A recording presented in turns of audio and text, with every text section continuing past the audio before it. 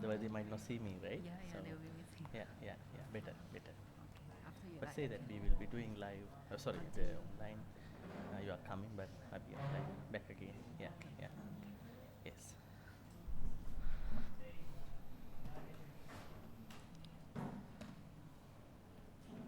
Yeah, please, yeah. I think it's almost, yeah, Light the candle first. yes, can,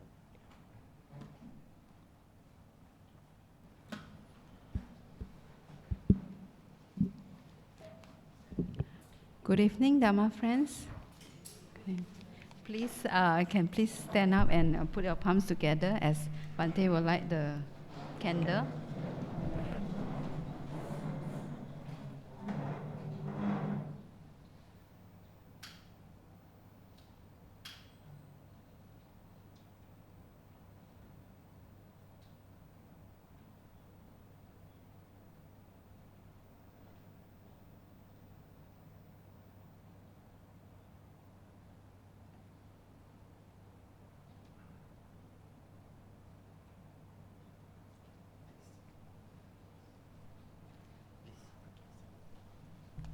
Please be seated.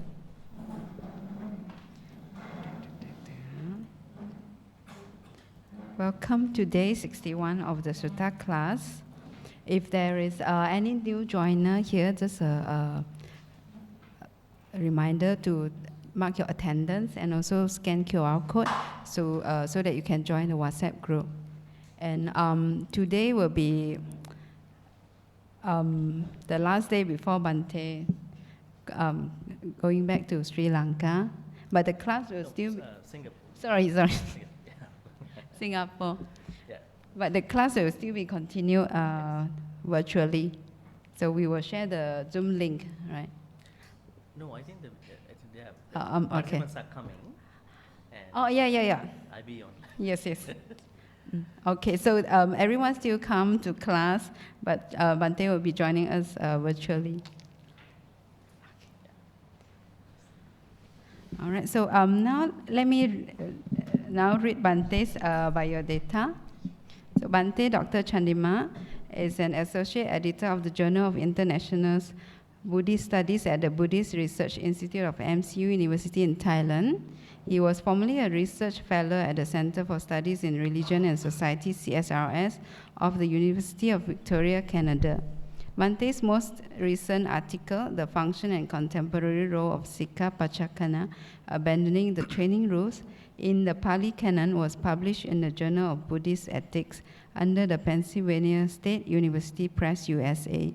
Bhante's work can be accessed at patisota.blogspot.com. Patisota blog was ranked 58 globally in the 100 best Buddhist blogs and websites for 2024. So Bhante, with much respect, I now invite you to conduct the class. Thank you, Sister Eng, for the gracious introduction. A very good evening, Dhamma friends. Let's get started our Sutta discussion, day 61, by paying respect to the Buddha. Sadhu, sadhu, sadhu. Namo tassa bhagavato arahato samma sambuddhassa. Namo tassa bhagavato arahato samma sambuddhassa.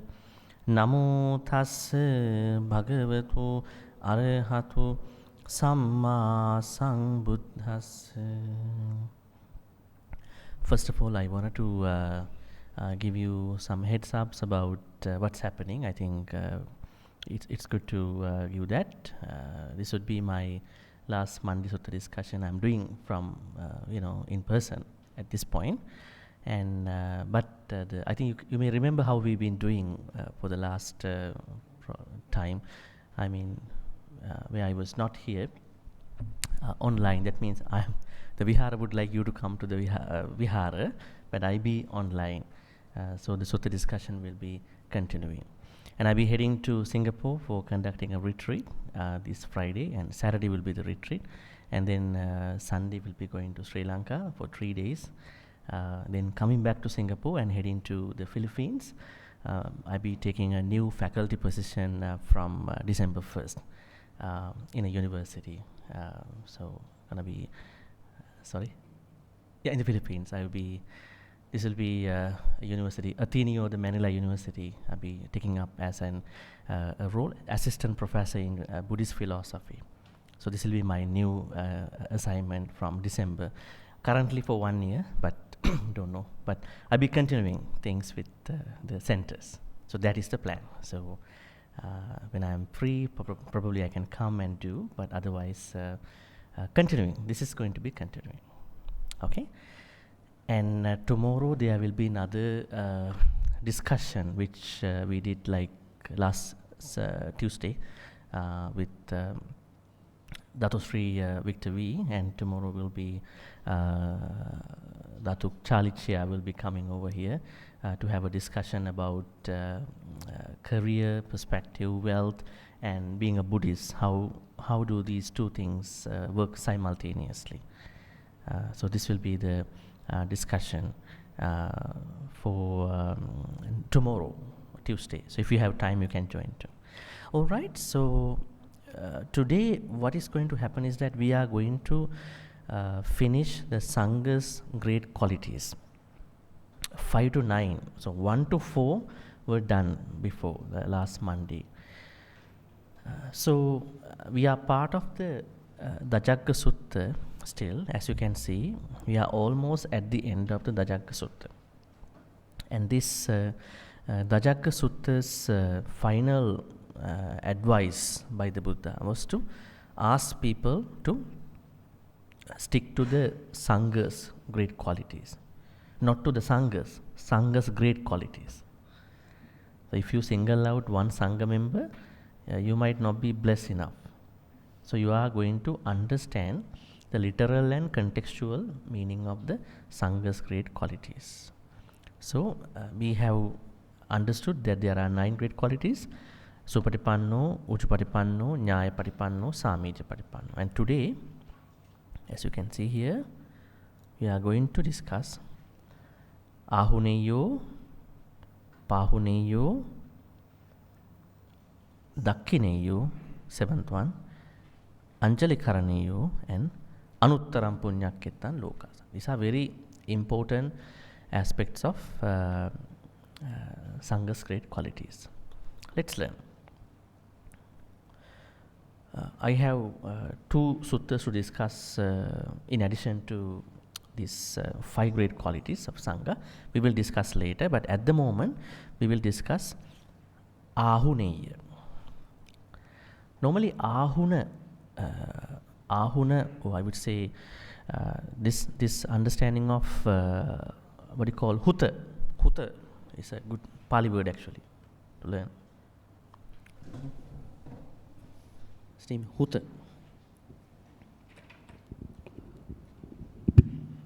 Hutta. What does Hutta mean? Hutta.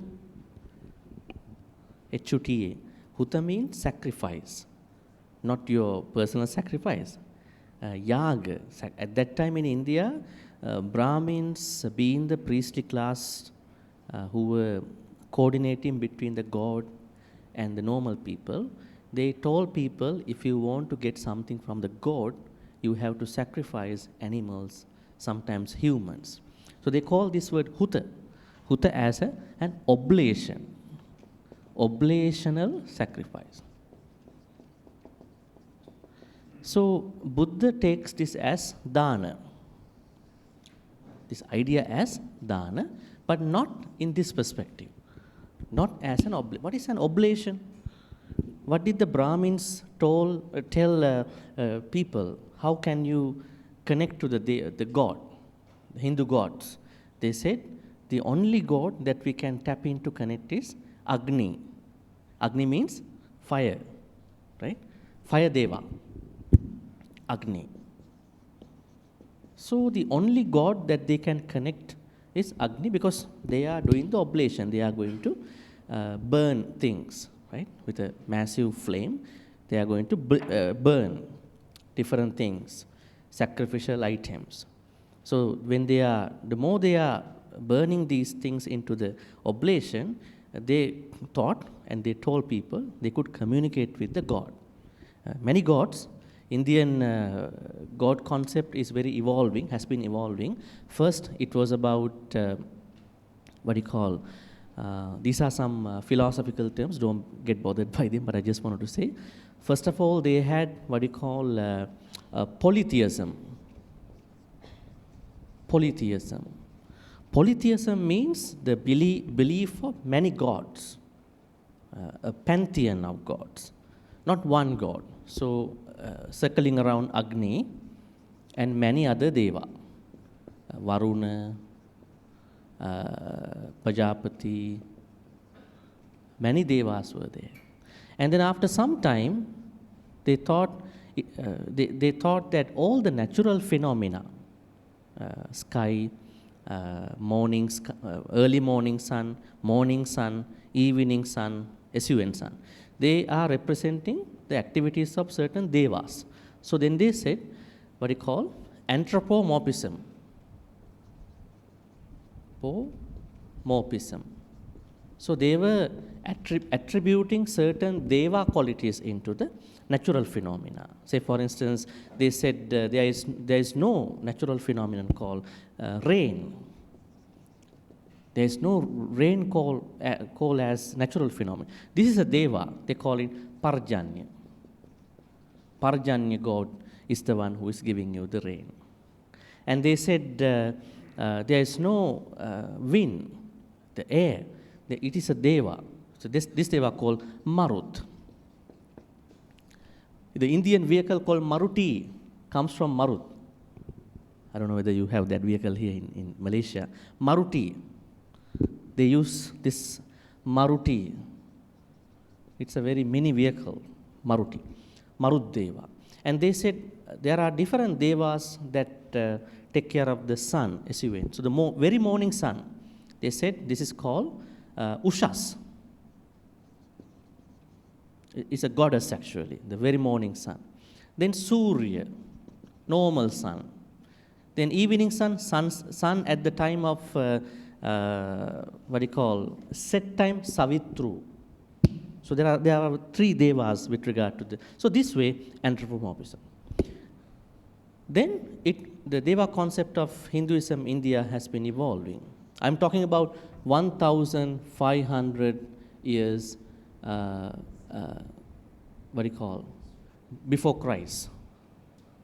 So Buddha was there 6 BC, right? 6 centuries, right, before. What do you call, Anno Domini, first century. The Mahayana started at this time. So then what happened? They were thinking it is not polytheism, it is not attributing qualities of nature into the deva, it is about one god concept. Monotheism came in. This is a very interesting area where Hindu gods became one god. We call him Mahabrahma. Mahabrahma. So then it has been evolving further, many levels. Now you see the Trinity, the Deva Trinity, 3 devas. Brahma is creating the world, Vishnu is creating, maintaining the world, Ishvara is going to burn the world. Right? The original creator, maintenance person, destroyer. Right? So there are a lot of stories. It's not the time to talk about these things. But our thing is Huta. Huta means oblational sacrifice, which was given through Agni Deva to all these devas and finally to the Mahabrahma. Okay? So, Ahuneya, the Buddha said it is not the Brahmins or these devas that you have to consider giving food or whatever. They are the Saṅgha members that you have to concern when you are offering something, giving something that you brought from afar. Now, what do you think when you bring things from afar? Let's say you go to a very far away place, right? Let's say you go to a very far away place. Think about you go to a very far away place. What could be a very far away place from here that you have traveled so far? Huh? I was traveling to New Zealand. You want to buy a Manuka honey. Huh? You think about who will be the best guest for this Manuka honey. Huh? Right? I'm just giving you an example. I can give away these Manuka honey to everybody around my house. Maybe it's okay, but you are thinking, what about the Saṅgha members? You are thinking. So this Huta, Ahuneya come from this Huta, right? So here you can see, why are the Saṅgha referred to as Ahuneya? The Saṅgha are the most worthy recipients of gift, even those brought from afar. That means you don't need to simply give away things you bring far away to somebody that you just know. Sometimes it is not going to be very impressive to you, right? They just, okay, just leave it here, right? They might not even consider about it. But it is said that if you bring something from far away, you might consider Saṅgha members to offer that. Ahuneya. This is what we understand by Ahuneya. Then Pahuneya. Actually, you see that there are a lot of incident stories we understand in the text where people make buy certain things and they want to offer. This does not say that you cannot give things to your friends, your family members. You have to do that. But once in a while, time to time, you consider about it. Think about those people who are doing farming. The first portion of the rice bag will be given to the temple. Right? The first portion of their harvest, they set aside for the Saṅgha members. Right? It's good. Sometimes you do the same thing in the house. You are preparing something, right? Maybe a certain something. Then you are setting aside of the first portion of that thing to the Buddha in the house for the Buddha Puja. Same idea. So that's what Ahuneya means. So actually, Buddha Puja is also part of Saṅgha's great quality. Buddha is a part of Saṅgha. Not that Buddha himself is a different person from the Triple Gem. So it's good to do that. So when you say Ahuneyu, this should come to your mind. I mean, these Saṅgha members, they deserve to receive gift things you buy from afar. Not even from afar, even from this nearby place, right? Then Pahuneya, something similar. The Saṅgha members are the most suitable recipients of the lay people's hospitality. This is an interesting area, hospitality. What do you mean by, what do you think by hospitality here? Pahuna. Hospitality?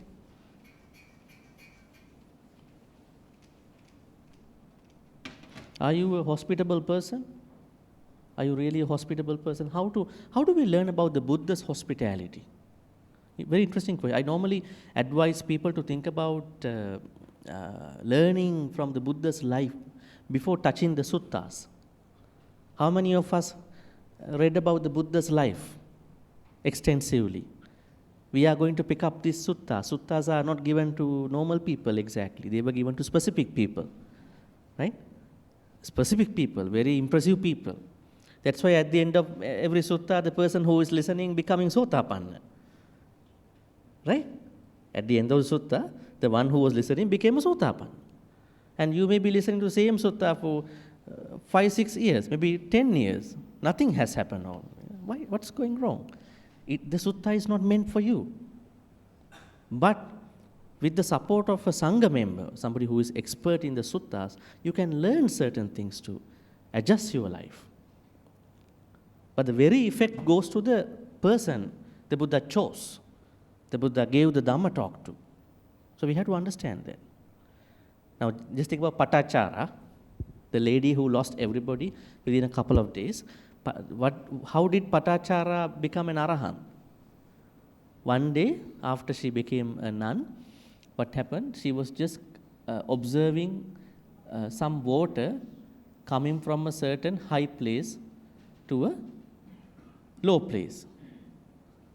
This is a very simple example, right? I think we have seen this multiple. In some people's house, there are many small waterfall replicas, right? Very small ones. How many times we see water coming from a high place to the lower place? But we don't look at the way how Patachara looked at it. Patachara saw the water is coming from the top. But that water is not the water that is touching down the the bottom of the area, maybe a river, joining a river. So the changes of the water. In other way, in normal culture, when you look at the river, you can't see the same river in the next nanosecond. Water is changed already. But how do we look at it? It's a river. Ganges, very wide Ganges, right? And see, river exists. No, water is not existing. Like, you see the river, the next moment you're looking at it into the river, it's not that river. It's changing. So the way how somebody who has a different clarity in his or her life, and somebody who only looks at it as a mood of beautification, certain natural phenomenon, can be different. So then she observed this cascading water, probably a mini waterfall somewhere, a mini waterfall. And then she understood nothing is unchangeable. Everything is changing. I don't use the word impermanent. This has some bad connotation, maybe a partial idea, one of the partial areas of this anicca concept. So then anicca means changes. Things are changing. And these things are, this is changing, right? So this way, she understood how this is going to work. So in the same way, we need to understand these stories and also life of the Buddha. We have to read the proper life of the Buddha. Normally we know there are many life of the Buddhas nowadays. Some people even narrate their own story, right? I remember I interviewed one professor in Montreal some time ago about Yashodhara. She's one of the a leading professor about reinventing Buddhist stories, but she's mixing up from Sarvastivada, Mahayana, Yogacara, Theravada, early Buddhism, then the new Buddhism, new movement, all like a Roja, Sorry, it's kind of a Roja now. I said I don't recommend this book for the normal devotees, because this is for somebody who wants to enjoy his storytelling. Right? She's mixing up, she's saying Devadatta was the cousin of Yashodhara. When Prince Siddhartha left the house, Devadatta harassed her because she is not with the husband, right? And because this story comes in another Sarvastivada book. And she's mixing up this story now, right? And then she personally told me she wanted to publish this book in one of the UK's very academic publisher, and then they were asking her to include some of the more erotic things that you could bring up about the Buddha, right? So we will publish your book. So there are a lot of issues, because this can be then best-selling at that point. So read the proper life of the Buddha. Normally there are many books at the moment. Mahavastu is a Sanskrit book. Mahavastu, Lalita Vistara. These are Mahayana, early Mahayana works of Buddha's biography. Buddha Charita of Ashwaghosa. But I don't recommend these books in the first place. So you need to read Vinaya Pitaka's Mahakanda. Vinaya Pitaka has a very interesting Buddha's biography. Right? So that, and also some of the suttas we know in Majjhima Nikaya, where Buddha gives his autobiography. This is a sutta called Arya Pariyesana Sutta.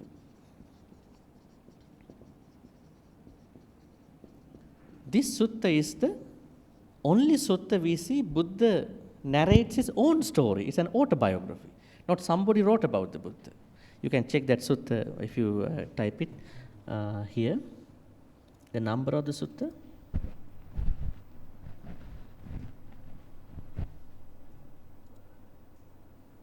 Yeah, it's Majjhima Nikaya's 26, MN 26 sutta. So then we have a hands-on understanding about the Buddha's life. So, all right. So then I was trying to say Buddha's hospitality. How did the Buddha uh, show his hospitality to other people? How did he do that? We have a lot of suttas and other places. How Buddha welcome others? Huh? The first thing is that when somebody is coming to see him, he is the first to smile. First to smile. And we have a Pali word called Pubbahasi. Many places are mentioning this. Pubbahasi. Means Buddha is the first to smile. Very interesting, right? I know there are other people who smile just sarcastically. Who are you? I mean, right? Oh, this is coming now over there. Same person. I think a lot of drama will be happening in a moment of time. Not that kind of a sarcastic smile. The true, I have a word for that, organic smile. Like, like true smile. That I'm welcoming you. No matter who you are, what religion you are coming from, I welcome you. Buddhism is a place for everybody. Right? Pubbahasi. Now we learn from the Buddha. What do you think about this quality of the Buddha? Is it something we can learn? We can learn this quality. But how many people think, why I want to smile with this person? Let him or her come and respect me. I'll think about whether I smile or not. Right? But demanding, right? Very demanding. So you can't be generous. You think generosity is give some dana in the vihara. But generosity is with a smile in the first place. A true organic smile. Yeah? Pubbahasi. Then now the person is coming very near. That person coming very near. Then what is happening? First to speak. We call it Pubbahasi, Pubbabasi. Another quality. In Pali text we understand. Pubbabasi. Then Buddha is the first to strike the conversation. Whatever the nice conversation.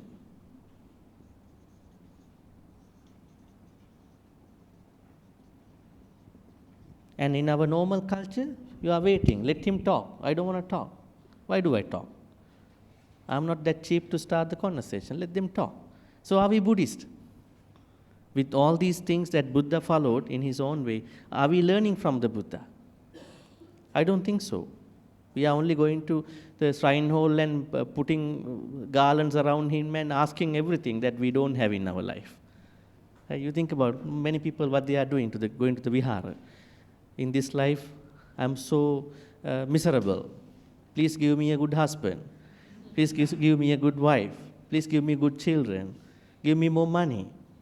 I think it's a place for requesting things, not that learning from the Buddha himself. Right? It's okay, somebody makes the wishes, but they are not looking at this side. They don't know actually. How do they know? Without coming to learn from a sutta study. That's why you are here. Right? Okay.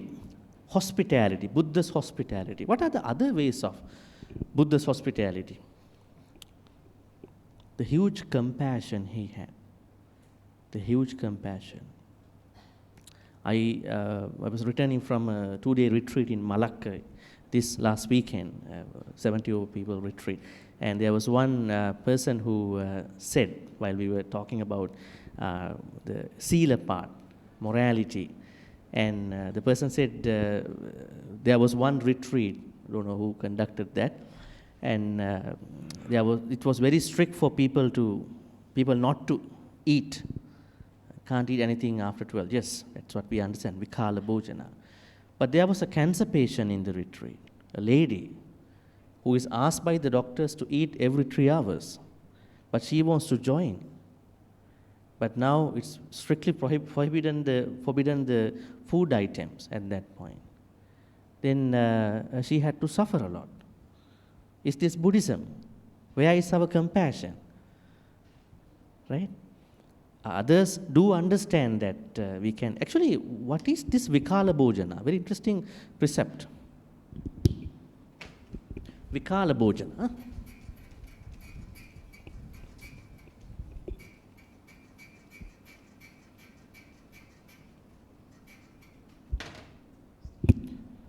In the 8 precepts, 6, 7, 8, first 5 are okay, unless there is a change with regard to the third one. 6, 7, 6 is Vikala Bhojana. 7 is a very long precept, Nacha Gita Vadita. 8 is Uchasayana Mahasayana. Okay. These are precepts to discipline us in our life. They are not very serious precepts. They are what you call helping us to discipline us. Now, Vikala Bhojana precept, you know that monks went for Pindapata in the evening before some time, right? Do you know that? Monks went for Pindapata. Then they had to embrace problems. What are the problems they encountered? No power at that time, no street lights, and no asphalted, properly paved roads at that time. So sometimes some Saṅgha members fell onto the pits, while they were going. Some fell into the cesspools, sewage, like sinkholes, right? Some died. And then some were bitten by snakes on the road at that time, right? Because they cannot go with the stick. Yeah, we are in the bowl. Sometimes they approach houses from the back door. So the householders thought this could be the real ghost. So they threw water, right? They were washing the pots at that time. So then it has come down to a certain place that Buddha thought, better these Saṅgha members stay in the temple and then do something more, right? That was how it was started, right? But now conditions have changed. But what is the real idea of this precept? It's limiting the frequency of eating. It is a problem nowadays. Nowadays food has been, I think the modern version of this precept is, we are eating too much. Why? We have access to a lot of food nowadays.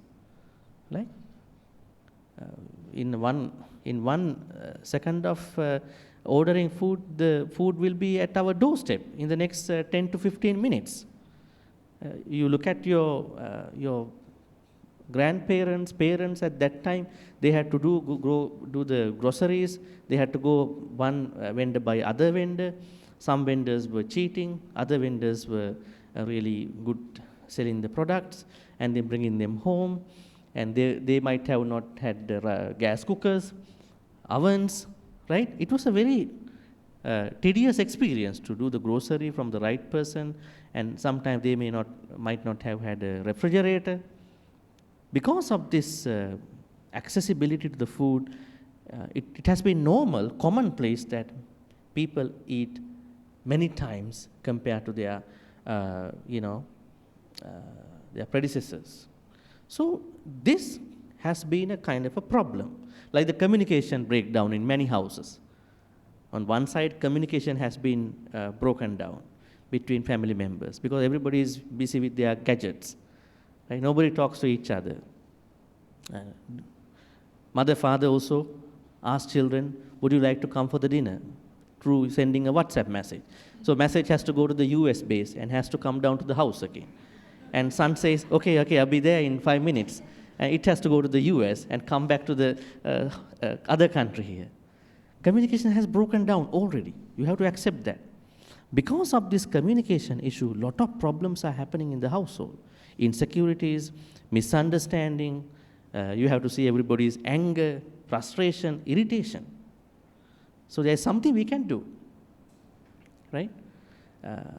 At the same time, the food habits, because food has been very cheap on other aspect, and accessibility is not having a big gap. So the idea of Vikala Bhojana is limiting the number of meals you are having. It's good for your health. Otherwise, obesity is not far away for all of us. And when you are obese, you get all the diseases, right? So Buddha clearly said that could be a problem. So we are looking at this part. So how do we look at a sick person with this thing? Now that cancer lady who was advised by the doctor, oncologist, that you must take food every 3 to 4 hours, because you are under chemotherapy and all that. Where is the Buddhist compassion? But then if you sit in the back of that retreat, what are they talking? Nibbana, Four Noble Truths, Eightfold Noble Path, Panchakkanda, five aggregates. And these are the things they are talking. They are not talking about compassion, which the Buddha told us. This is the problem. I think compassionate part is the biggest challenge that a lot of Buddhist communities have been going through now. So hospitality, the best hospitality is compassion. So if you want to be hospitable, you learn from the Buddha how he was hospitable. There were many times, many people were going to disrobe, and Buddha was very compassionate. Remember Chula Pantaka story? Maha Pantaka was an Arahant, his brother monk. And then he one day wanted to go and become a monk.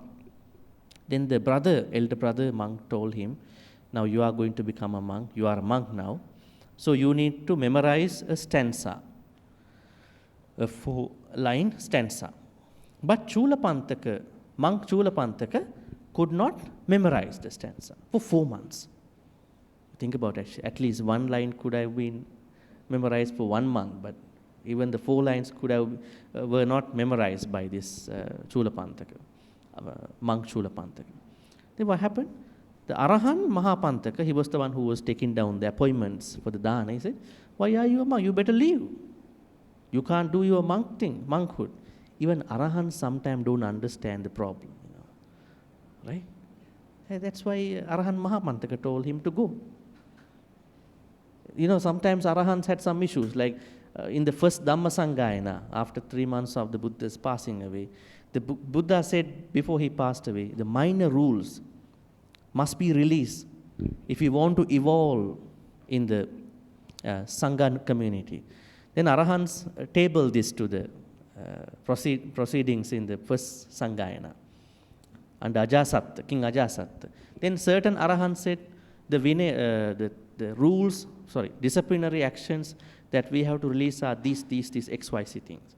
And some others say, no, they are not the ones that we have to consider as minor. XYZ, certain other things. So finally what happened, they were running into a certain conflict.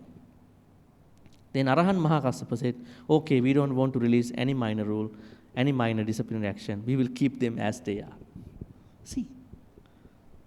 So Arahanthood is very interesting, but sometimes they are issues. So Arahant Mahapantaka said, you better leave. If Arahant is such a person who can understand at that point, he could have not told his brother monk to leave. And then Buddha saw this that day, that early morning he was leaving. So then he approached Chula Pantaka. Then asked Chula Pantaka, why are you leaving? Then my brother monk told me to leave because I cannot memorize this stanza. Then the Buddha said, this ordination is not of Arahant Mahapantaka. This ordination is happening under me. You might go and get the ordination from another monk. That's why even in Thailand there is a certain disrobing activity they have set up in their own Saṅgha committee. But normally, according to the Vinaya, nobody can disrobe another monk. Because even you go to a vihara, Saṅgha members ordain you on behalf of the Buddha. They cannot ordain on their own. We are ordaining on behalf of the Buddha. Then how do you disrobe somebody on behalf of the Buddha? It's a problem, right? Practical problem. So you can't do that. Then Buddha said, he cannot ask you to leave. This is my Buddhist order. So then he said to him, okay, I understand your problem.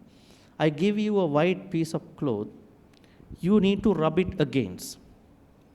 And then the Buddha said, I would go for a dana with other monks. Then Buddha went for the dana.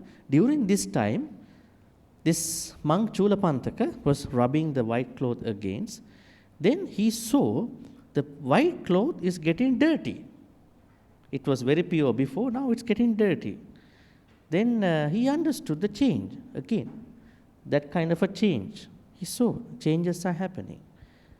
By understanding that in a higher level in his personal experience, it is said he became an Arahant. right? So what does this mean? The Buddha wanted to help everybody. He wanted to include everybody. This is the modern concept. Inclusivity. We don't need to discriminate anybody in the Dhamma practice. The problem is different people are different, then we have to know how to approach these people. Right? It's like the Sanskrit stanza in one of the Sanskrit books. It is said that no plant can be left out to say that this plant has no medicinal importance. Like in India at that time, long time ago, when someone studies Ayurveda, she has to study for 12 years. After 12 years, it is said that the teacher sends the student to a forest, asking, you go and grab any any tree that is not of importance to medicinal perspective. One is physiology, the other side is surgery part. So dissection and GP part. Then if the student goes to the forest and grab a certain tree, plant, thinking this tree has no medicinal importance, then the teacher says you have not studied the importance of this particular tree. From today you have to study this particular tree. And then the next thing is, there is no letter that is left out in making a mantra in India. All the letters are blessed letters, not like in your culture. You create some bad letters. We can't even go to a certain floor nowadays. There are no floors by that number. But they say, no, every letter must be taken to make the mantra. And more importantly, last line is, there is nobody in this world who cannot be said as not important to any activity. Everybody is uniquely important to something. But what is the rarity problem? The person who understands that uniqueness of somebody. Motivator, inspirational person. So what does this mean? Everybody is equally important in different unique way. So we are differently good, not good in the same way. My sila, your sila, A person sila, B person sila, they might be different, but they are uniquely, differently good. Also, people are differently bad. Right? Sometimes you see a good quality of bad person A, but bad person B has a good quality in another way. So this has to be understood. This is a part of compassion, this hospitality part among the noble people. So compassion is the best hospitality, and the way how we talk to people, the way how we enter into the conversation. Also treating other people. How to treat somebody. Remember, there was one man who came to the Vihara, Jetavanarama. So he was sitting somewhere on the floor, but he was like very disoriented. The Buddha asked, what is the problem? Then he said, Bhante, I am a cowherd, nomadic person. I've been looking for my cows for the whole day, but I couldn't find them. So I skipped. I couldn't take my 3 meals today. But finally I came near here, so I came to the temple to listen to Dhamma. They said, you cannot listen to Dhamma. Ask him once to take him to the kitchen, give some food to him. Don't come to the Dhamma talks without listening, without having meals. And Buddhist Mahavihara understood that earlier, prepared food in the back.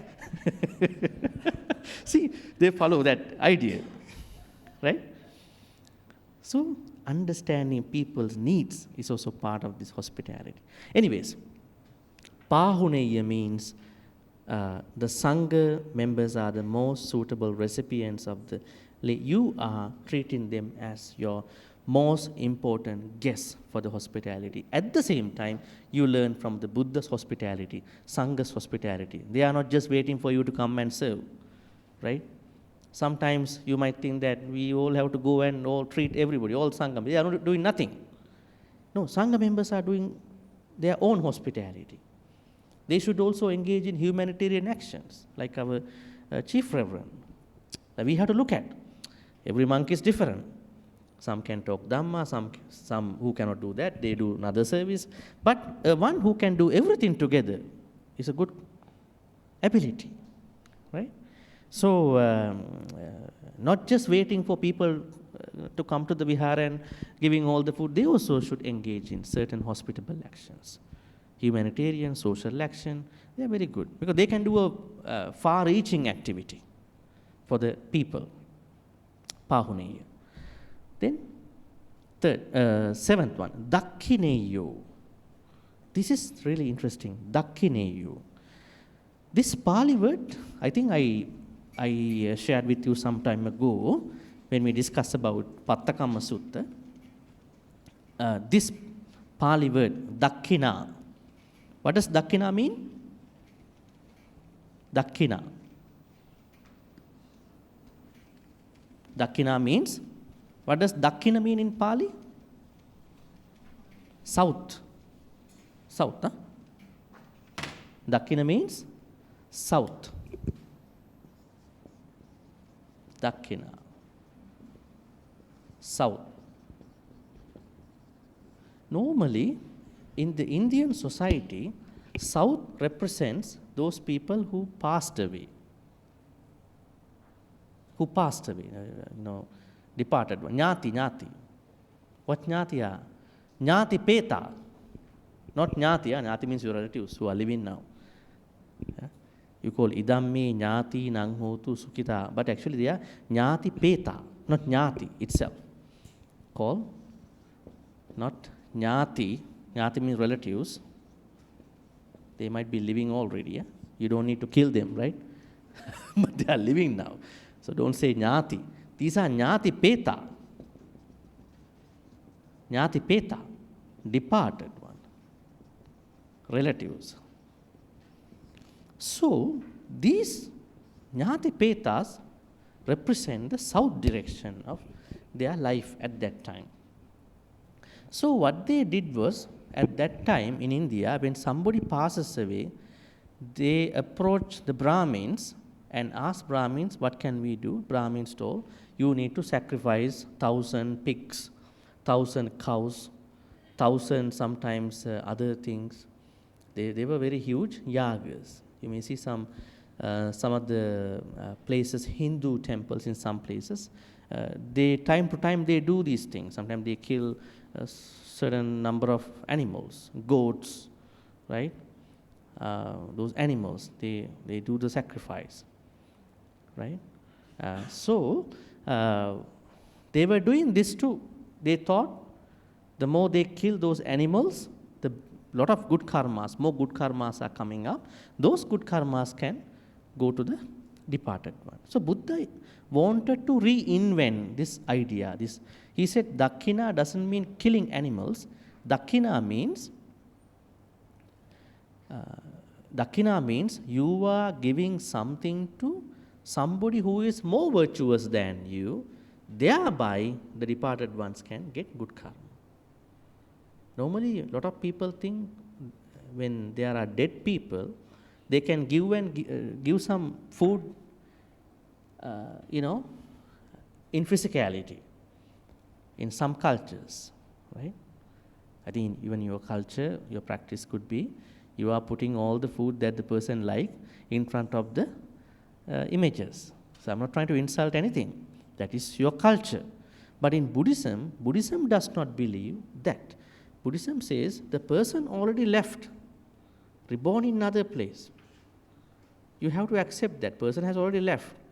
But if you really want to give something to the one who passed away, give to the virtuous people, thereby you creating good karma can be given, not the food you can give.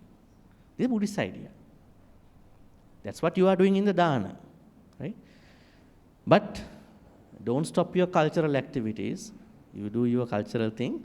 At the same time, think about the Buddhist part too, right? Because there are two things. So then the Buddha said, Saṅgha members are the best recipients if somebody wants to give things to and then to create good karma and give to their departed ones. I think you know that very well. right? That's why you are giving dana to these Saṅgha members. So then a better word for dana is not Sāṅgika dana, dakkina. That was the proper Pali word. We don't find Sāṅgika dana a lot in the text. We find dakkina. Dakkina vibhanga sutta.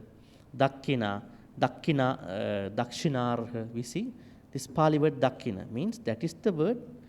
Say for instance, if you give a dana primarily to give good karmas to a departed one, it is not a dana exact. It is a dakkina. Sometimes you give things to other people not thinking about departed one. It is a dana. Exactly. There is no motive to give to the dead people. So the real Pali word is, the Saṅgha members might flip this around in their teachings, but the real Pali word is dakkina. So at that time, when people went to a temple asking monks, Bhante, we want to do a dakkina, they understand somebody passed away, they're going to give good karmas. Okay? So the best recipients are the Saṅgha members. But this does not delimit your understanding of giving to other people too. Buddha never said give things to, don't give, not giving things to other religious people, right? There are many suttas like that. One day there was one Brahmin came to see the Buddha and told the Buddha, he accused the Buddha. How he accused? He said, Bhante, I have been listening to people outside and they were saying about you, not something good about you. You had given a Dhamma talk somewhere where you had said, if you want to give a dana, you only give the dana to the dakkina to the Saṅgha members. That is a misunderstanding. So if you take it as dakkineya in a very isolated concept, that is a mistaken idea. What the Buddha says is, consider your dana, dakkina to the Saṅgha member. Consider. Not that this is the only option to do. Right? Consider. So then the Buddha said, no, I haven't said like that. This is an allegation. I have never said something like that. Then also they said, if you cannot find, if you must give dana only to me, not to other contemporary very famous teachers, Purna Kassapa, Makkali Gosal, Ajita Kesa Kambala, Pakuda Kachayana, Nigantanatha Putta, Sanjay Bellatti Putta. Don't give dana to them. Only give to me. If you cannot find me in the temple, then you should only give to my Saṅgha members. Buddha said, I have never said something like this. Then the Buddha said, I think I want to clarify this thing to you. Actually, that is the sutta where we find the bare minimum level of dana activity. I think you may have not looked at that part. The bare minimum, the starting point of dana. You may consider, what is the starting point? Don't think about a katina ceremony, one of the highest levels. Think about very, very large dakkina. Where is the starting point of dana? The Buddha says, one example, there is someone who has finished his meals or her meals. At that time, there was not a proper sewage system, wanted to dispose the leftover food into two places. One of the two places, call it Chanda Nikaya, Oligalla. So these are, you call it sewage 1, sewage 2. Two types of sewage at that time. So the Buddha says, let's say, and we understand at that time these places were located outside the house. There were no proper pipe system done. So when the person is disposing the leftover food, let's say you are eating some curry, some bones of some meat, maybe some other spices, some other things, and you don't want to eat that part, you want to waste. So at that point, somebody is rinsing, washing that part by thinking, if there are any tiny creatures in this Oligalla or Chandanikaya that I cannot see, the micro animals, may they be able to subsist on these leftover food and beverages? May they be able to depend on these food and beverage? That is the starting point of dana in Buddhism. Now just think about how many times you go to the sink and trying to rinse. You never thought this idea. What you want is somebody has to rinse the plates. Perhaps you have missed out many danas. You are asking somebody in the house, hey, wash my plates. I don't have time to wash my plates. It is a dana, because when you are doing that, on one side it is a meditation. Doing the dishes is a meditation. Why? What happened with monk Chulapantaka? Same thing. You see the plate which has stains, which has some stuff, and you are seeing how they are being cleaned.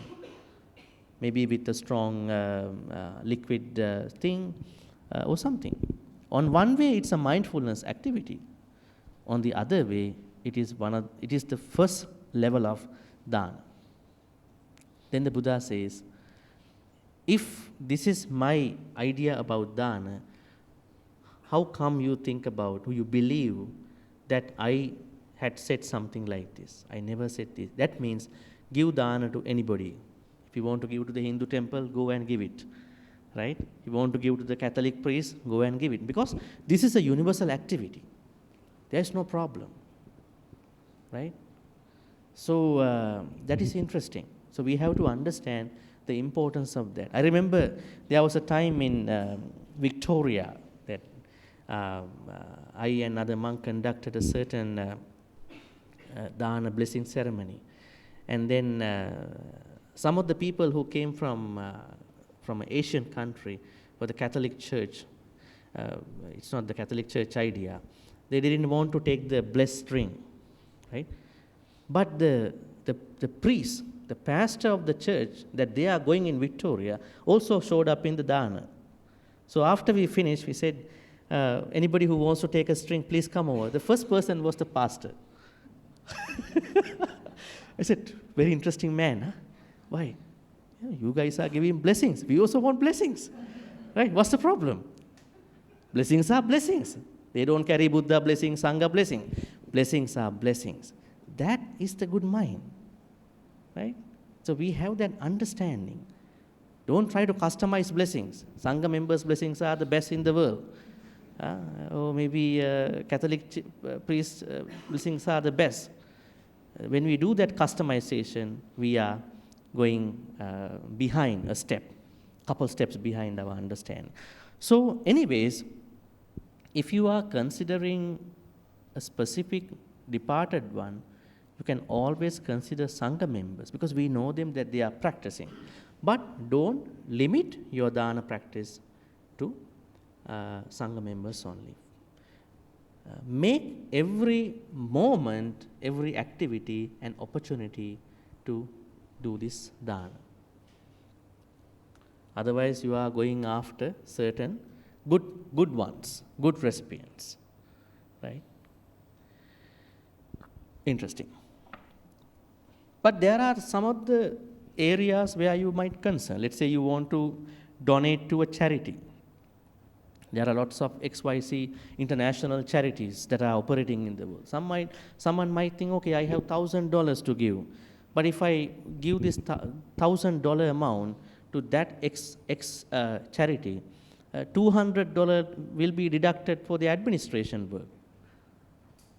But if I give to another charity, they take the whole $1,000 donation to something. You might think about it. Because when the charity is going to be big, there are a lot of admin costs that are being used. So if you want to utilize your donation, you might think that way. That is not a problem. But the problem is if you set aside your dana to certain groups only, but be generous to everybody. So you can consider always Saṅgha members for the departed ones, but other than that, you can give dana to anyone. Quality number 8, Anjali Karaniyo.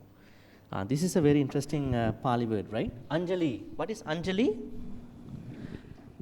Anjali. So, right. The Saṅgha members are worthy of Anjali reverence, deserving of respect and veneration. But normally we pay Anjali to many people. Huh? Even nowadays, when you send a message to somebody, you put Anjali to that. Right? You put like this, Anjali, Anjali. It has been, you Anjali to many people at the moment. But anyways, the true Anjali has to be given to the Saṅgha members, the true one. So, let's see. Now, there are certain benefits of this Anjali. The Anjali hand posture offers both physical and symbolic benefits. Physically, pressing the palms together helps open the space between the shoulder blades, providing a gentle stretch. Oh, that's interesting. Normally, we know the Western culture, we shake hands. I mean, maybe some people want to hug their own system, so it is up to them. But this palm, what do you call this? Anjali as a hand posture is a healthy posture, helps us. I mean, it's a big thing in the yoga school too. While also enhancing flexibility in the wrist. Nowadays, our wrists are not very flexible. We are using mouses. Our phone is always in our hand. We have some issues like, a lot of problems are coming to many people. Maybe when they are using wrist badly, right? It's good. Symbolically, the joining of the hand represents the union of harmony of dualities, such as light and dark, left and right. This gesture embodies balance, unity, and respect, making a profound expression of mindfulness. And so it does not only a certain religious, spiritual acknowledgement. It's also a healthy posture. It makes you healthy in terms of your body. So, Saṅgha members are the most important category for this, but it doesn't mean you are not doing to others. Say, for instance, if you go to some other countries, people respect you with Anjali. The Sri Lankans, they always put their palms together as a respect. To welcome others, and other countries, other cultures too, if you go see. But the real Anjali is better given to Saṅgha members. Number 9. Anuttarang punyakketang lokas. Last great quality that we learn under this. The Saṅgha is one of the 3 unsurpassed fields of merit in the world, offering the opportunity for immeasurable good deeds alongside the other 2. This part is very forgotten by many people, mother and father. There is a sutta somewhere in Anguttara Nikaya or Samyutta Nikaya where Buddha says there are 3 punyakettas. Punyaketta. Punyaketta. What does ketta mean? Ketta. Huh? Ketta means field. Yeah. Field mean? What does field mean? A place where you can cultivate what? Crops. Where you can have an harvest. A place which is deserving cultivation. Cultivation means that you understand it's not a barren land, it is a land of lot of fertility. We understand it's a land of lot of fertility. So, what kind of fertility is this? Punyaketta. Punyaketta, ketta. We understand a fertile land. Punya. So this is a metaphor. Buddhism has a lot of metaphors. Huh? If you read suttas, there are 2 things that you notice. One is simile, other one is metaphor. So you don't need to be bothered by this. Actually, you see simile, we call it upama in grammar, and the other one is metaphor. Rupaka. Sorry, I'm writing here and there because it takes time to erase this part. Metaphor, very interesting part. What is a metaphor? There's a connection that the Buddha is making to certain things. Remember, there is a historical, what do you call, a metaphor that we know in the literature. What do you call, elephants don't like the sun, especially when it is scorching, they cannot take that heat. So they want to take revenge from the sun. Elephants want to take the revenge. It's in the literature. They want to take revenge. So they cannot take revenge from the sun, going to the sun. What they do is they go into the lakes and they are going to destroy all the lotuses. Because they think, in the literature, lotus is the closest friend to the sun, because without the sun, lotus cannot bloom. So they go to the lake and then destroy all the lilies and lotuses. This is a metaphor. See how the literature looks at it. So in the same way, the Buddha says, Punyaketta is kind of a metaphor. That means there is a certain idea that we have to set up in our mind. There's no such thing called Punyaketta. You have to understand there's a fertile land, fertile area in our good karmas. Sometimes we do a lot of karmas, but they are not fertile. That is something interesting. Now think about the fertility among the humans. Sometimes they want a child, but one of them is not fertile enough. Right? They have the interest, but fertility is not there in physicality. Something wrong. I mean, maybe they are genetics, maybe they are problems, bad habits. In the same way, sometimes you want to do good karma, but your, ability to create good karma area is not fertile enough. So this is punyaketta. Now you are thinking about fertile, the ability to make my punya fertile, then you are picking up on Saṅgha members for that. Right? This is how we understand. Anuttarang, Saṅgha members are not just a normal punyaketta. Anuttarang, unparalleled field of merits. Then I am adding another two here. In that sutta, which I cannot remember the name, but I will give you maybe another time. The Buddha says there are 3 types of punyakettas. The first one is mother. Mother is a fertile, a very good fertile area of the good karmas.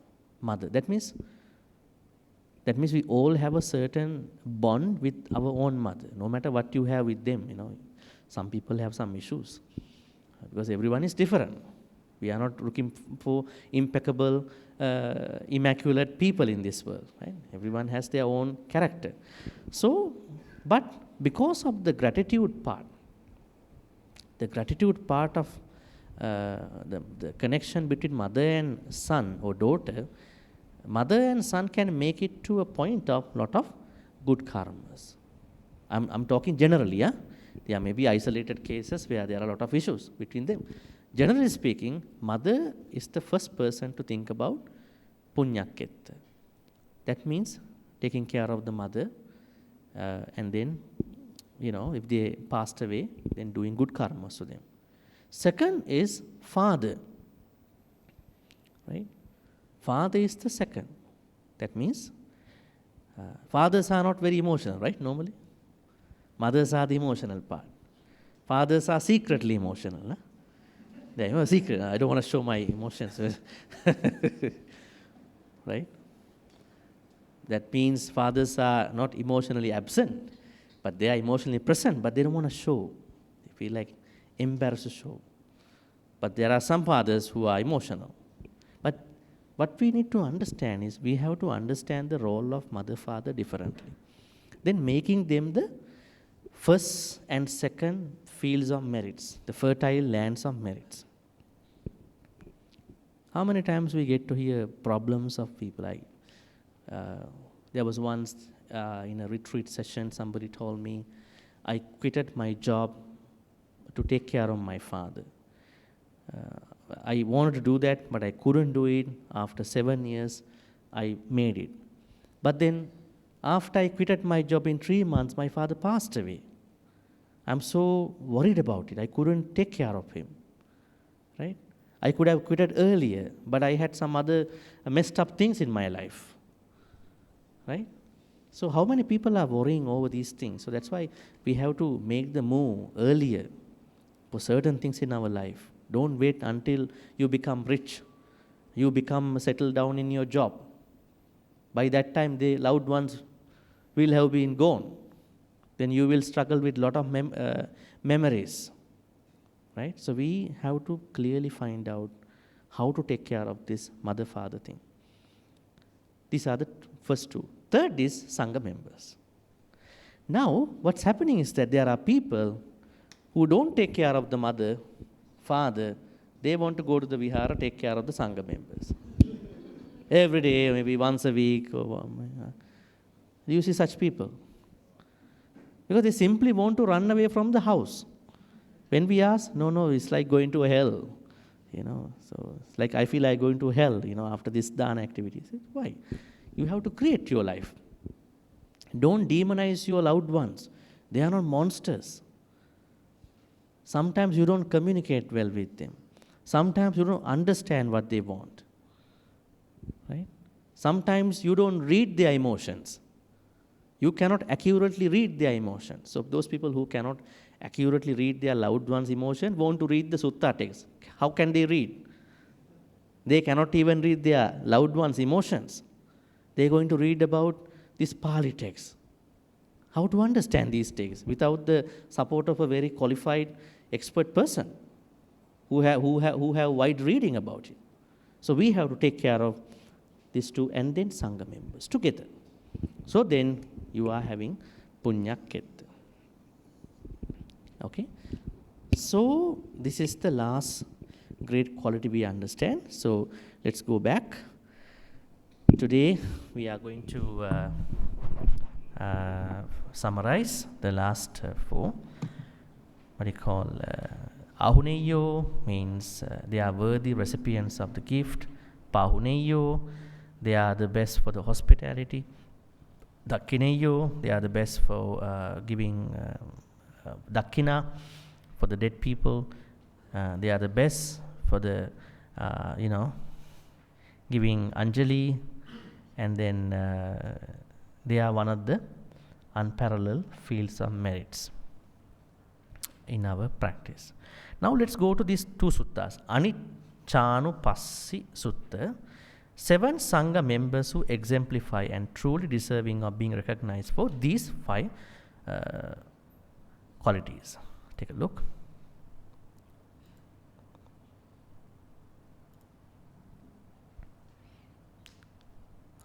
See here.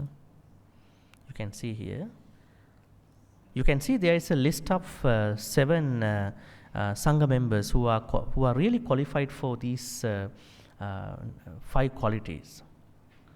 Now see, that means Buddha wanted to give more information about true Saṅgha members who are really deserving your respect in whatever the way. See, take a person who meditates, observing the change in all conditions. So they are the real ones. So you can read that part too.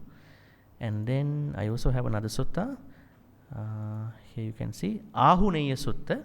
10 qualities that enable a Saṅgha member to be recognized as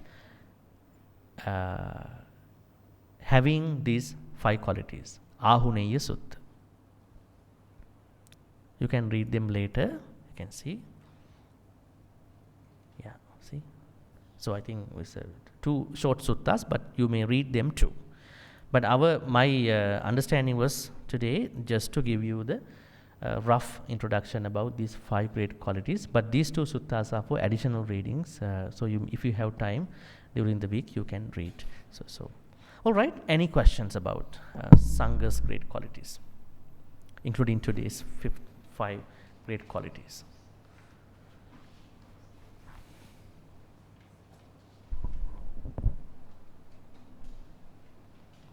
There is a mic over here, so you may go and ask questions.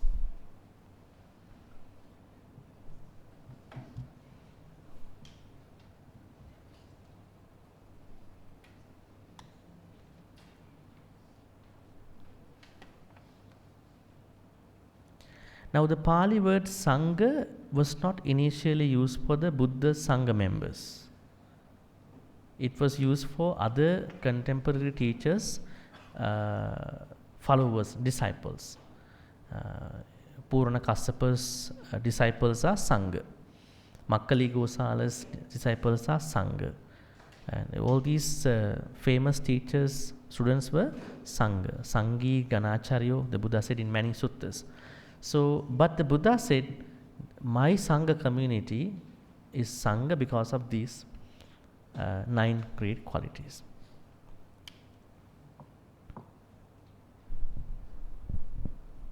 Okay, so if you have a question, please come up and ask. Otherwise, in few minutes, we will summarize all this and then go to the transference of merits. Yeah, please.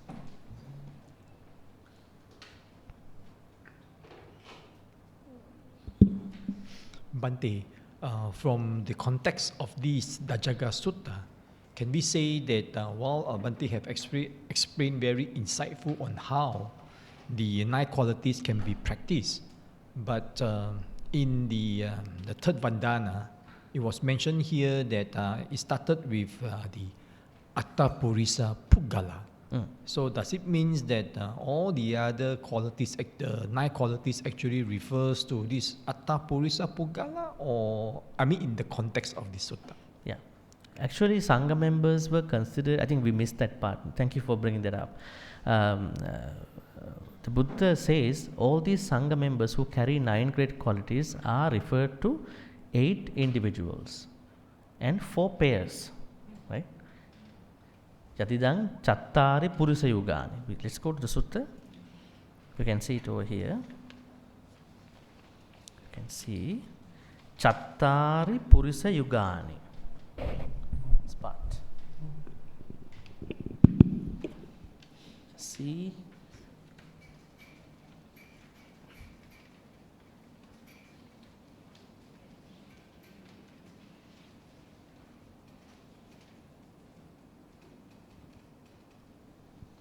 Okay, so in the middle of the Saṅgha's great 9 great qualities statement, you see the Buddha says, Chattari Purisa. Chattari means 4, Purisa means individuals, Yugani means pairs. So 4 pairs of individuals. So Saṅgha members are representing 4 pairs of individuals. 4 pairs. First pair, second pair, third pair, and fourth one. Now, let's understand these pairs. First pair has these 2, Sotapanna path, Sotapanna fruit. A new fruit, huh? A new fruit. It's not a fruit. Here, fruit means the attainment, right? Not a new fruit. So then here, the second set is Sakadagami path, Sakadagami fruit. Third one is Anagami path, Anagami fruit. Fourth one is Arahant path, Arahant fruit. Actually, these are people, individuals. Sotapanna path, individual. Sotapanna fruit, individual. Sakadagami path, individual. Sakadagami fruit, individual. Anagami path, individual. Anagami fruit, individual. Arahant path, individual. Arahant path, Arahant fruit, individual. That means there are 8 people who are working towards the enlightenment.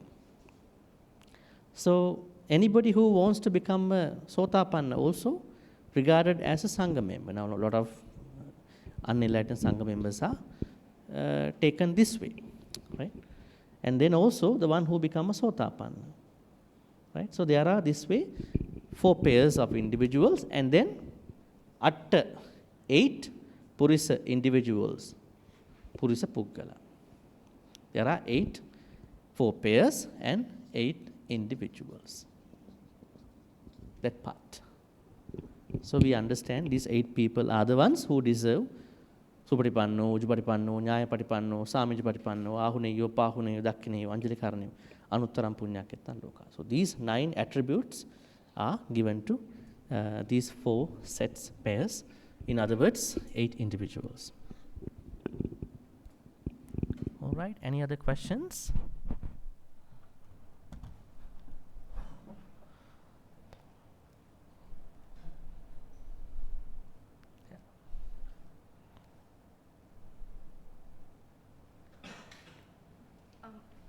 Hello. So I just want to clarify on that point. So the Sotapans who are on the path, technically they would be anyone, right? They could be anyone. Yeah, so it would include renunciants as well as non-renunciants, right? That's a broader explanation. But when people want to respect, they opt out the ones who are wearing the robes. But in theory, they are also included, implied. Yeah, Culturally, people opt out the ones who are wearing the robes in this consideration. So like in the Saṅgha Nusati is really with reference to those renunciants. Yeah, so now we have to look at it in 2 ways. Okay. The Buddhist communities exist in their own cultures. They normally respect the ones who want to become a Sotapanna but wearing the robes. But in theory, anybody who wants to become a Sotapanna can be a Saṅgha member in this interpretation. Yeah. But it's not the commonplace. Yeah. Okay. So technically we are all... If you are such. Yeah, we are all striving towards that, right? Yeah, Okay. yeah, because, yes. All right, thank Okay. you.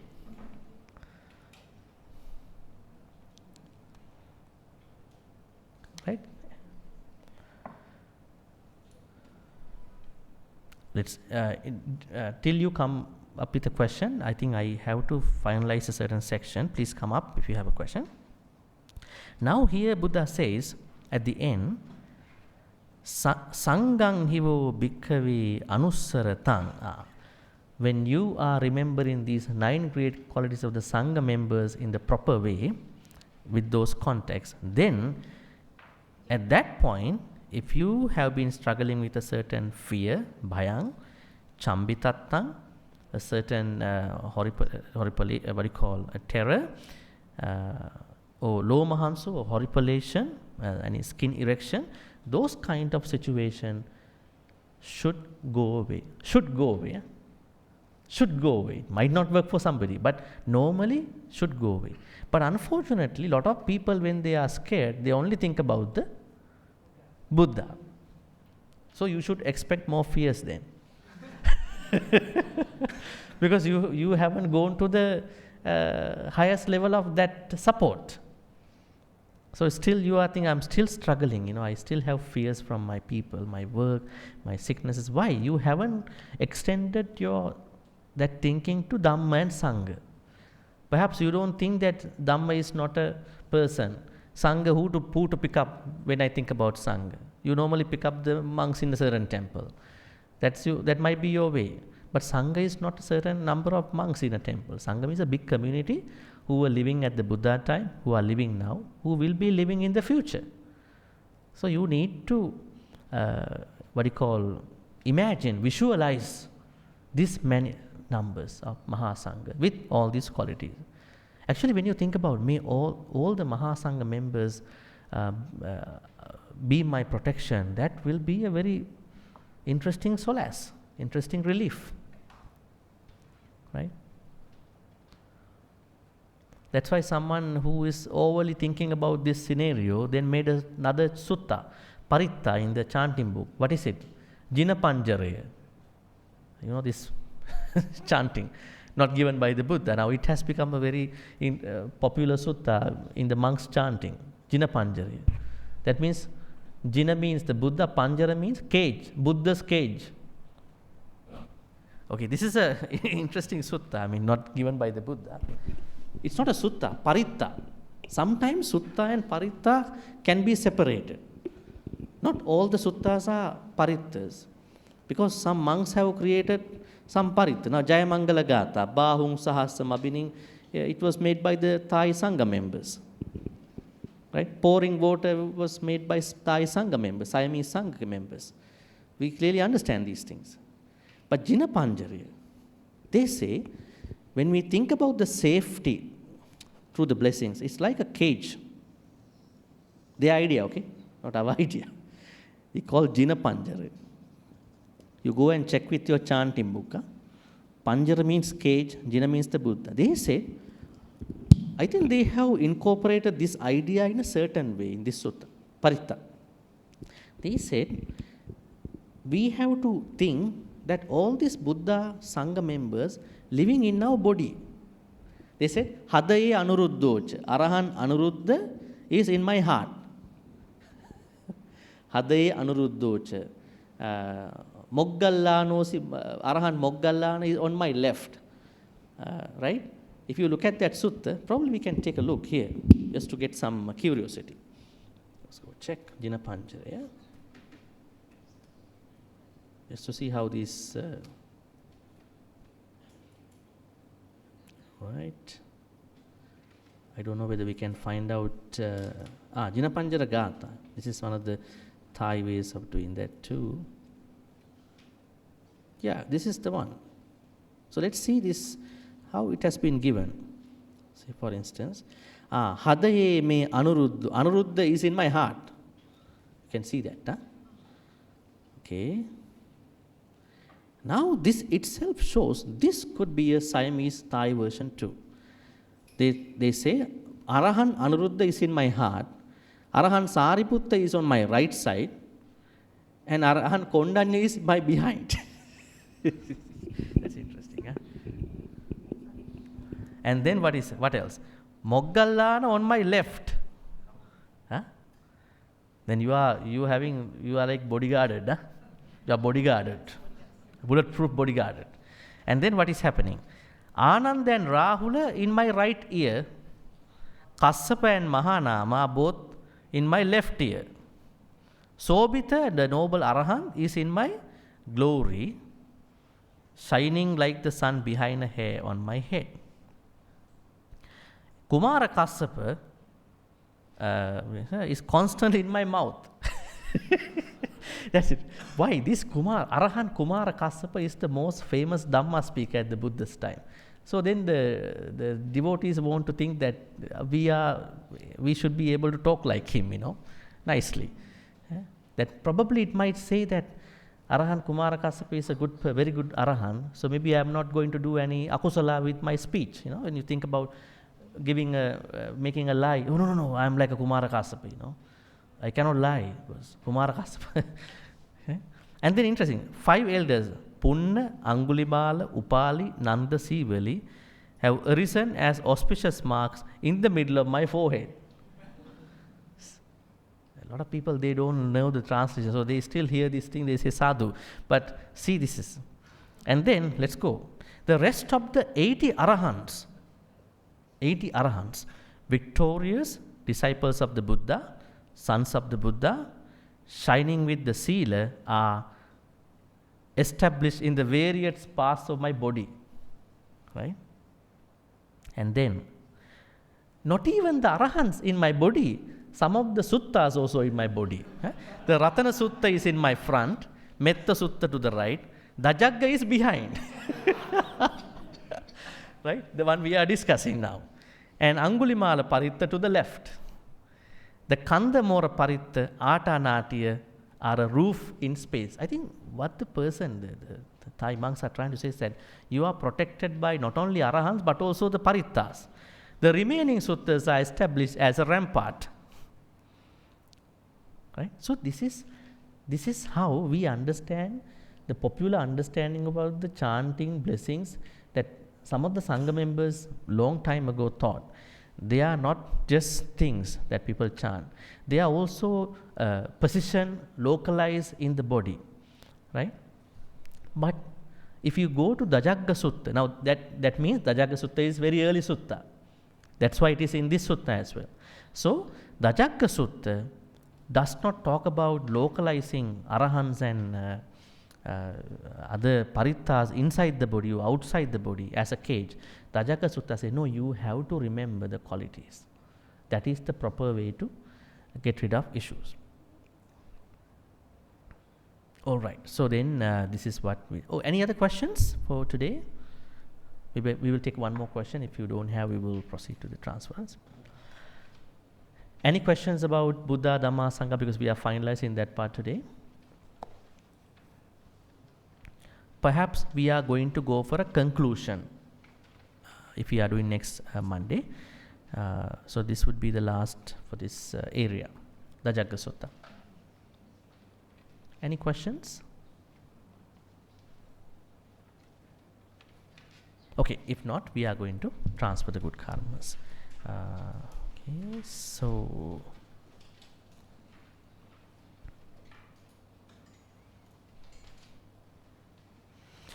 Okay, so may all the good karmas we've been making today by listening to this sutta discussion, learning, engaging, be transferred to all the departed ones. May they be well and happy. May they attain the supreme bliss of Nibbana. Sadhu, sadhu, sadhu. Idam me ñāti nang hutu sukita huntu ñātayu. Idam me ñāti nang hutu sukita huntu ñātayu. Idam me ñāti nang hutu sukita huntu ñātayu. May Devanaga Mahitika also share all these good karmas. May they be well and happy. May they protect and bless all of you for good health, quality of life, prosperity, safety. May they also finally attain the supreme bliss of Nibbana. Sadhu, sadhu, sadhu. Ittavatacha amhehi sambatang punya sangpadang sabbe deva anumodantu sabba sangpatti siddhya. Ittavatacha amhehi sambatang punya sabbe bhuta anumodantu sabba sangpatti siddhya. Ittavatacha amhehi sambatang punya sabbe satta anumodantu sabba sangpatti siddhya. Akasattha ca bhummattha devanaga punyantang anumoditva chirang rakkhaṅ tu sāsanang. Akasattha ca bhummattha devanaga mahiddhika punyantang chirang rakkhaṅ tu desanang. Akasattha ca bhummattha devanaga mahiddhika punyantang anumoditva chirang rakkhaṅ tumang paranti chirang rakkhaṅ tutvan sadati. Now we are going to make our Dhamma wish we have been doing at the end of all the good karmas. Our Dhamma wish is to be surrounded with Kalyana Mittas all the way to the Nibbana. A self-practice sometimes is very difficult, struggling, challenging, and we need Kalyana Mittas who can really think good thoughts, who can speak wholesome speeches, who can act with wholesome activities. These are the Kalyana Mittas. May our life always flourish with these Kalyana Mittas all the way to Nibbana. Thinking thus, we are going to make the wish. Imina punya kammena mami bala samagamu satang samagamu hotu yava nibbana pattiya. Finally, may all the good karmas we be making today throughout our sutta discussion be supportive and helpful for all of us to attain the supreme bliss of Nibbana. Sadhu, sadhu, sadhu. Abhivadana silissa niccang vaddha pacaino chattaru dhamma vaddhanti ayuvannu sukhang balang ayurarogya sampatti sagga sampatti me vacha atu nibbana sampatti iminati samicchatu. Sadhu, sadhu, sadhu. Right, so I would like to say that we are going to continue this sutta discussion wherever I will be. So you can join for this sutta discussion continuously. Thank you. Now Sister Yang will conclude.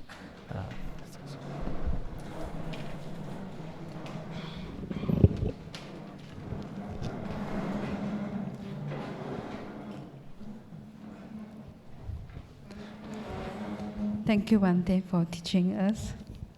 Now let us pay respect by taking 3 bows together. First bow.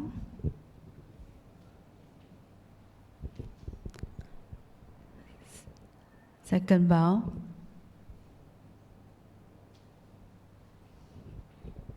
Third bow. Sadhu, Sadhu, sadhu, sadhu. Right. So wishing you a very good night, and we'll see you, in the time to come. Thank you, Bhante. Thank you. Yes.